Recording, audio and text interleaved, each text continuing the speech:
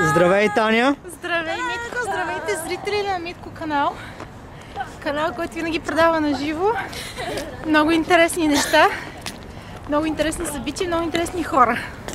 Днес се намираме в Филаделфия. По-точно? Изкачихме стълбите към музея за модерно изкуство. И не толкова модерно, но музея за изкуство. Наслаждаваме се гледката на града, към града. Филаделфия. Много хубав слънчев ден, леко студен, но като цяло перфектен за разходка.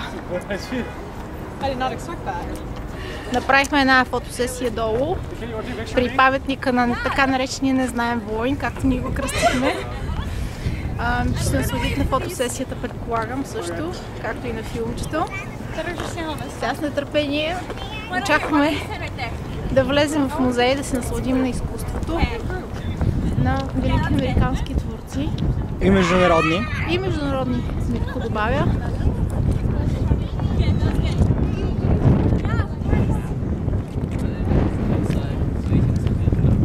Не пропусна, снимахме се и с великия Роки, който също е, освен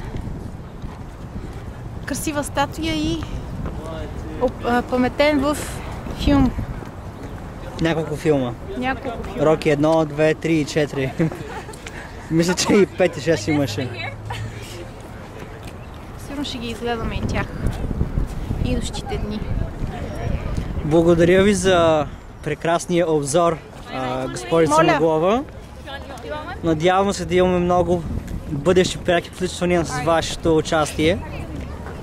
Това зависи от остатъка от деня. Как ще се представи моят екскурзовод. Вау, има хора от цял свят тук, между другото. Така е, да. Зад нас има една двойка, които ми е трудно да определя, прилича на монголци зад нас. По-дясно. Добре.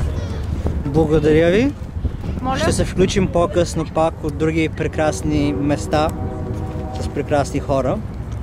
От главния оператор и режисьор и сценарист ви пращам много поздрави на всички в България и пожелавам един ден да дойдете тук и вие да споделите тези прекрасни моменти с нас.